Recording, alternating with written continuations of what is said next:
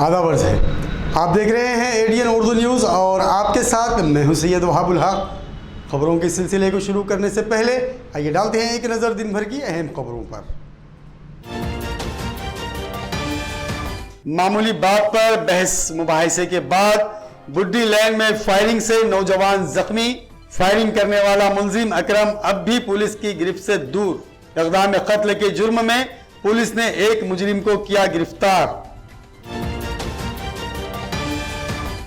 Pulse polio मुहिम के तहत औरंगाबाद में पिलाए जाएंगे 2 लाख बच्चों को पोलियो डोज। और आजाद हीरोज प्रीमियर लीग में कल खेले जाएंगे 2 मुकाबले। अब खबरें तफसील से। कल रात शहर के बुड्डी लैंड इलाके में हुई फायरिंग में एक शख्स जख्मी हुआ है, जिन्हें इलाज के लिए घाटी दवाखाना शरीक किया गया, जबकि गोली चलाने वाला ट्रक ड्राइवर अकरम अब भी पुलिस गिरफ्त से दूर है। वाक़े के बाद सिटी चौक पुलिस ने इलाके को छावनी में तब्दील कर दिया और इक़दाम कत्ल के गुनाह में एक शख्स को गिरफ्तार कर लिया है। एक तरफ शहर का पुलिस महकमा रियासत के वज़ीर दाखिला अनिल देशमुख के इस्तकबाल की तैयारियों में मसरूफ़ था, तो वहीं दूसरी तरफ शहर का मसरूफ़ तरीन इलाका बुड्डी लैंड में फायरिंग की इत्तला ने शहर में खौफ व हरास का माहौल पैदा कर दिया। मौसूला इत्तला के मुताबिक बुड्डी लैंड में चिमना राजा की हवेली की ज़मीन पर अरसे दराज से तनाज़ा चल रहा है। इस ज़मीन पर बहुत सारे लोग अपना दावा पेश कर चुके हैं। इस ज़मीन के एक बड़े हिस्से पर भंगार की दुकान भी है। सहारा फंक्शन हॉल के अगबी हिस्से में मौजूद सड़क पर भंगार ले जाने वाला एक ट्रक खड़ा था, जिसकी वजह से आमद व रफ्त में दुश्वारी पेश आ रही थी। रात करीब 11 बजे भंगार दुकान के मालिक अब्दुल जब्बार और ट्रक मालिक राजा भाई के दरमियान रास्ते में आ रही रुकावट को लेकर लफ्जी झड़प शुरू हुई और ये झड़प हाथापाई पर पहुंच गई। इस बीच ट्रक ड्राइवर अकरम भी इस लड़ाई में शामिल हो गया और अपने पास मौजूद देसी तमंचे से 3 राउंड फायरिंग की।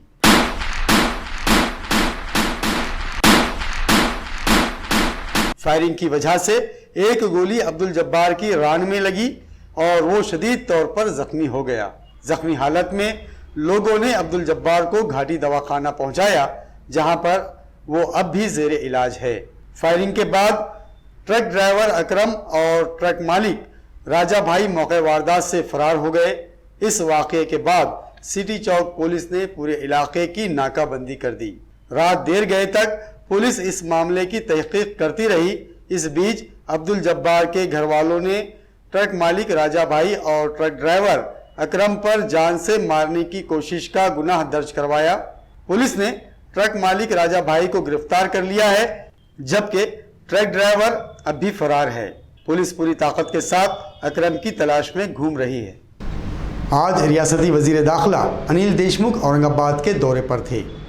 वज़ीर दाखिला अनिल देशमुख ने आज शक्ति कानून 2020 को मजबूती फराहम करने के लिए ख़वातीन और वकील तंजीमों से बात की और उनके ख़यालात जानने के बाद शक्ति कानून के अमल अवरी को रियासत भर में मुमकिन बनाने के लिए ज़रूरी इक़दामात पर तबादले ख़याल किया है।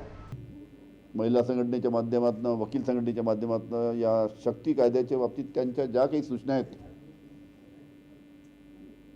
त्या ऐकून घेऊन त्याच्यावर सर्व प्रकारे विचार करून त्याच्यातल्या कोणत्या सूचना आपल्याला आपल्या शक्ती कायद्यामध्ये समाविष्ट करता येईल या पद्धतीनं आजची बैठक झाली आणि पुढील बैठक आता आमच्या रेग्युलर होईल सगळ्या। पण हा जो प्रारूप जे तयार होईल ते प्रारूप शेवटी विधानसभेमध्ये मंजुरीसाठी आम्ही ठेवूया येत्या येणाऱ्या अधिवेशनमध्ये आणि सर्व आमदारांनी त्याला संमती दिल्यानंतर तो कायदा त्या निमित्तानं मंजूर होईल। या कायद्यामध्ये प्रामुख्याने एखादी अशी घटना अत्याचाराची एखाद्या महिलेवर झाल्यानंतर त्याची कमीत कमी 21 वर्किंग डे मध्ये त्याचं इन्व्हेस्टिगेशन झालं पाहिजे आणि 21 वर्किंग डे मध्ये 21 वर्किंग डे म्हणजे जरा एक महिना होतो, जरा शनिवार रविवार आपण सोडला तर, आणि पुढच्या 30 वर्किंग डे मध्ये त्याची संपूर्ण ट्रायल झाली पाहिजे। 30 वर्किंग डे मध्ये तो 45 दिवस होतात, म्हणजे शनिवार रविवार पण पकडला तर अशा पद्धतीनं 30 वर्किंग डेमध्ये त्याची ट्रायल झाली पाहिजे आणि निकाल त्या निमित्तानं आलं पाहिजे आणि जी काय शिक्षा असेल ती जे काय जजमेंट असेल ते कोर्ट देऊ शकतं अशा पद्धतीने त्याच्यामध्ये प्रावधान आहे. मगाच मी सांगितल्याप्रमाणे आता एखादी अशी घटना झाल्यानंतर त्याला आजीवन कारावास होतो अशा याच्यामध्ये, पण याच्यामध्ये जन्मठेपपर्यंत त्याला शिक्षा सुद्धा प्रस्तावित करण्याचं याच्यामध्ये आहे. त्याचबरोबर एखाद्या महिलेने जर खोटी तक्रार केली, मधल्या काळामध्ये आपल्याच औरंगाबादला अशी काही घटना झाली होती मला वाटतं, काही एखाद्या महिलेने जर काही खोटी तक्रार केली आणि स्थानिक पोलिसांच्या तपासामध्ये आढळलं की याच्यामध्ये हिने खोटी तक्रार केली तर त्याच्यावर सुद्धा शिक्षेचं प्रावधान त्या निमित्तानं कमिटी प्रस्तावित करणार आहे. त्याचबरोबर याच्यामध्ये प्रत्येक जिल्ह्यामध्ये डेडिकेटेड 36 कोर्ट फक्त आम्ही चालू करणार आहे की त्या 36 कोर्टमध्ये फक्त याच पद्धतीच्या केसेस चालू राहतील आणि इन्व्हेस्टिगेशन जे आहे ते इन्व्हेस्टिगेशन पहिले काही इन्व्हेस्टिगेशन ऑफिसर राहत होतं, पण इन्व्हेस्टिगेशन करणारी ही संपूर्ण टीम राहील. DYSP लेवलच्या अधिकाऱ्याच्या खाली एक टीम राहील आणि संपूर्ण इन्व्हेस्टिगेशन टीम असल्यामुळे त्याचा सुद्धा जलद गतीने इन्व्हेस्टिगेशन करण्यासाठी त्याचा उपयोग होईल. अशा पद्धतीचे काही महत्त्वाच्या तरतूद या कायद्यामध्ये आहे. 31 जनवरी को पल्स पोलियो मुहिम के तहत औरंगाबाद के सीफर से 5 साल के करीब 2 लाख बच्चों को पोलियो डोज पिलाने की तैयारियां औरंगाबाद म्यूनिसिपल कॉरपोरेशन ने मुकम्मल कर ली है. आज एक प्रेस कॉन्फ्रेंस के ज़रिए इस तरह की मालूमात औरंगाबाद म्यूनिसिपल कॉरपोरेशन के एडिशनल कमिश्नर बीबी नेमा ने और medical officer doctor Neeta Padalkar ने दी है.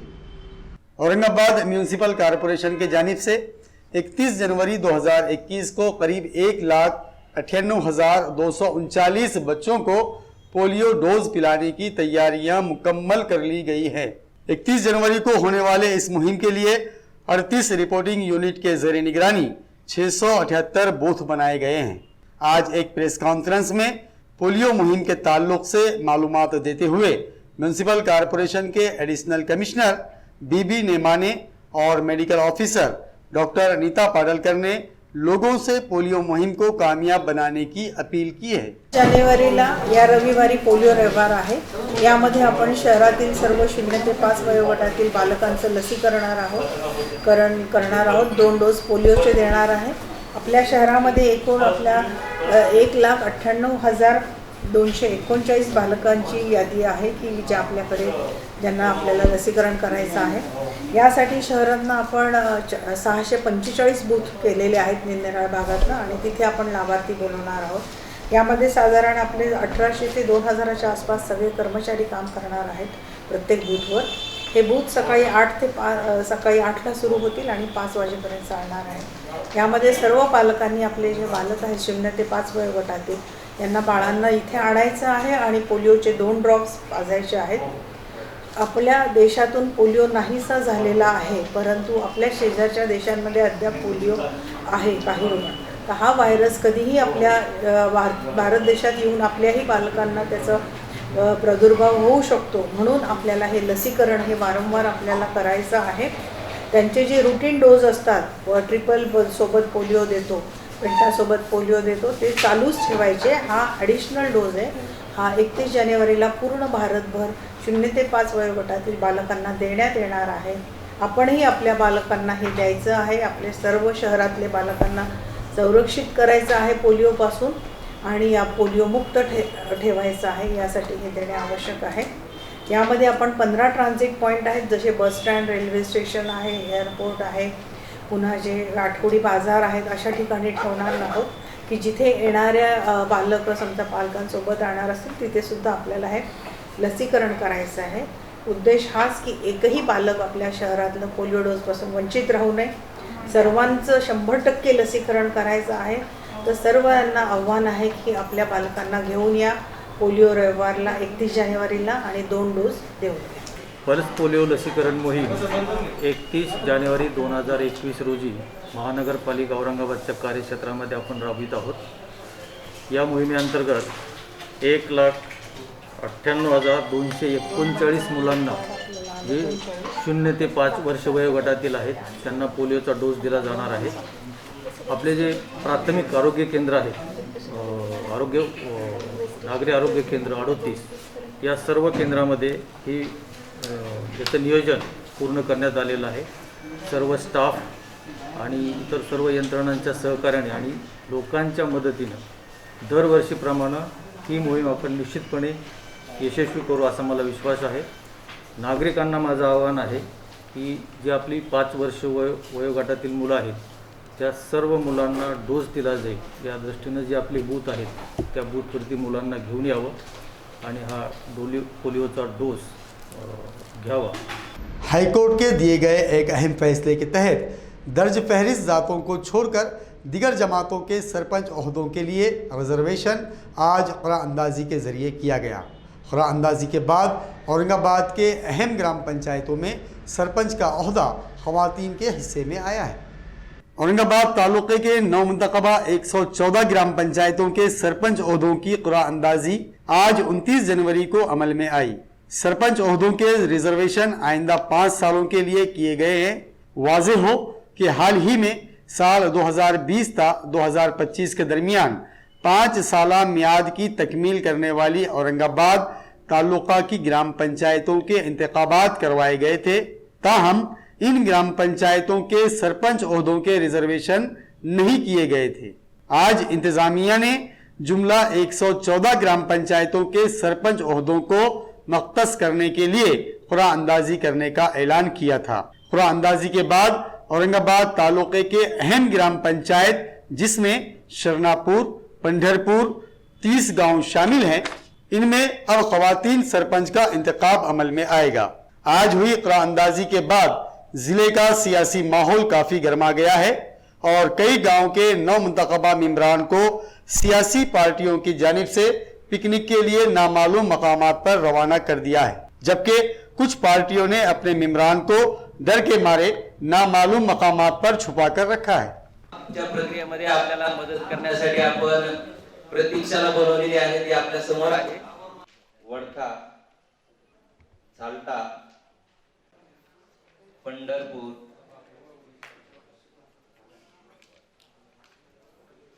पोखरी, सेलूद. वक्त हो चला है कि मुख्तसर वक्फे का खबरें अभी और भी हैं. देखते रहिए एडीएन उर्दू न्यूज़.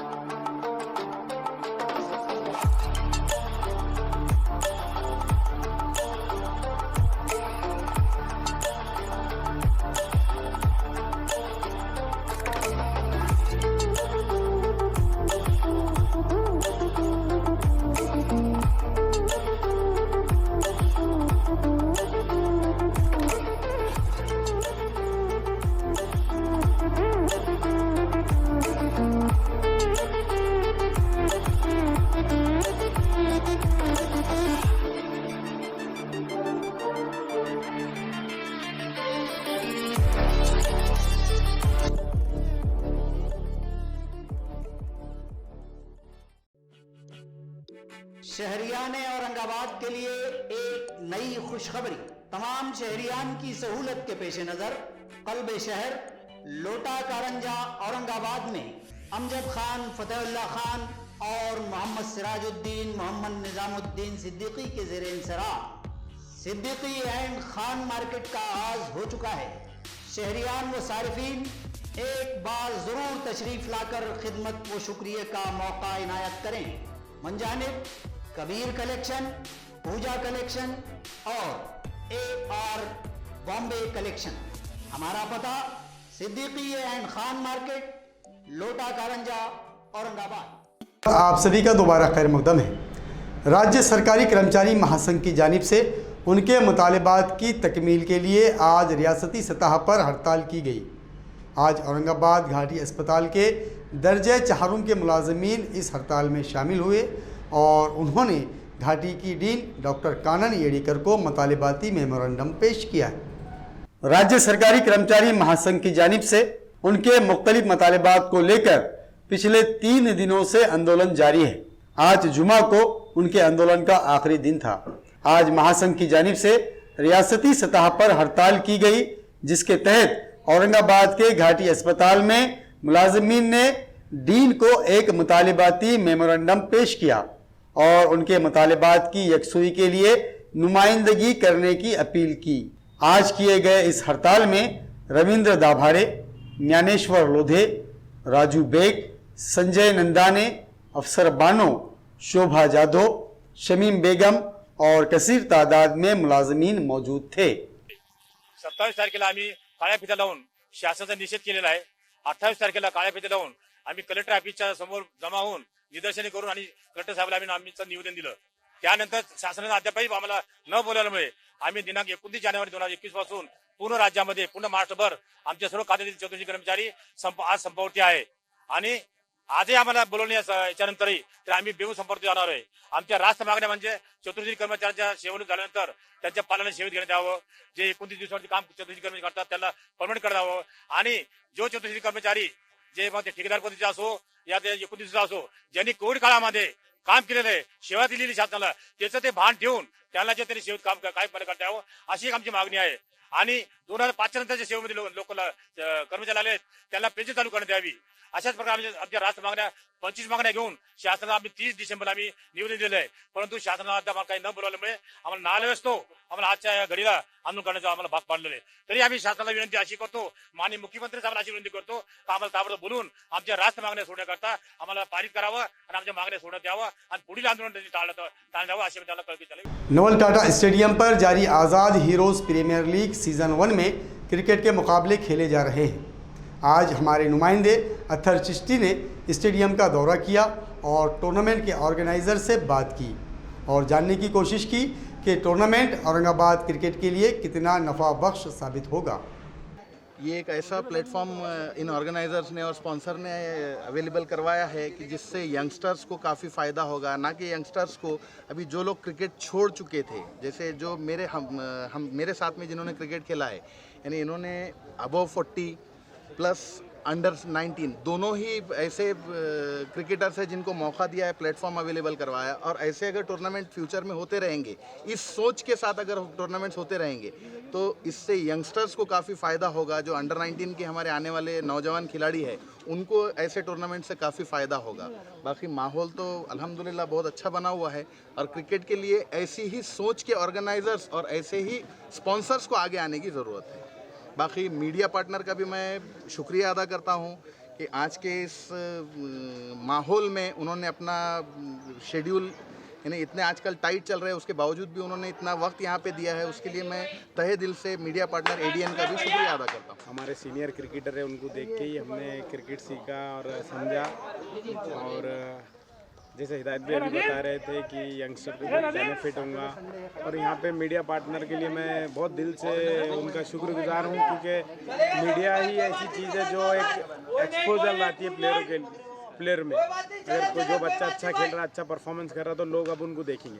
मेरे को भी यहाँ नहीं पता था कि इतने अच्छे टैलेंट अंडर 19 में, क्योंकि मैं तो आज़ाद कॉलेज में बहुत सालों से खेल रहा, लेकिन अब जो देख रहा है टूर्नामेंट में तो अंडर 19 के बहुत अच्छे बच्चे उभर के आ रहे हैं जिनको हम पहचानते थे, जिनको जानते नहीं थे। तो अब यहाँ से वो लोग बाहर जाएंगे और औरंगाबाद अच्छी बड़ी सिटी है। अब हम लोग चाह रहे हैं कि स्मार्ट सिटी बनना चाहिए, लेकिन क्रिकेट में, स्पोर्ट्स में बहुत पीछे। अभी जालना, बीड, इधर से रणजी ट्रॉफी के लिए प्लेयर निकल रहे, लेकिन औरंगाबाद से नहीं निकल रहे। तो अब ये कोशिश है इंशाल्लाह कि यहाँ से भी कुछ प्लेयर जाए। एक अंकित बौने हैं और आनंद निडरकर और इकबाल भाई, जिन्होंने बहुत नाम कमाया और आगे खेले। अब हम उम्मीद करते हैं कि कुछ नए बच्चे यहाँ से निकले, उनको एक अच्छा प्लेटफॉर्म मिले। तो ये कोशिश के साथ हमने सबने मिल के एक डिसाइड किया था, एक सोच लेके, और अल्हम्दुलिल्लाह बहुत हद तक कामयाब हुए। हम पूरे हमारे फ्रेंचाइजीज़ का भी शुक्रिया अदा करेंगे जिन्होंने विदाउट प्राइस के टूर्नामेंट में इंटरेस्ट दिखाया और आगे बढ़ के आए, और इन्होंने बहुत हर चीज़ में सपोर्ट किया। एनजिया टायर है, मलिक रेस्टोरेंट है, इन्होंने भी बहुत सपोर्ट किया। बैनेक्स है, इन्होंने सपोर्ट किया। जलील खान, इन्होंने भी सपोर्ट किया। तो यहाँ पे मैं सबका ही दिल से शुक्रिया अदा करता हूँ और आगे उम्मीद करता हूँ ऐसे ही टूर्नामेंट होते रहे। खबरों के सिलसिले को ख़त्म करने से पहले आइए डालते हैं फिर से एक नज़र दिन भर की अहम खबरों पर। मामूली बात पर बहस मुबाहिसे के बाद बुड्डी लैंड में फायरिंग से नौजवान जख्मी। फायरिंग करने वाला मुलजिम अकरम अब भी पुलिस की गिरफ्त से दूर। इक़दाम कत्ल के जुर्म में पुलिस ने एक मुजरिम को किया गिरफ्तार। पल्स पोलियो मुहिम के तहत औरंगाबाद में पिलाए जाएंगे 2 लाख बच्चों को पोलियो डोज। और आजाद हीरोज प्रीमियर लीग में कल खेले जाएंगे 2 मुकाबले। नाजरीन, ये थी आज की खबरें। कल फिर मुलाकात होगी नई खबरों के साथ। तब तक अपना ख्याल रखिए और देखते रहिए ADN उर्दू न्यूज़, आवाज़ हर दिल की।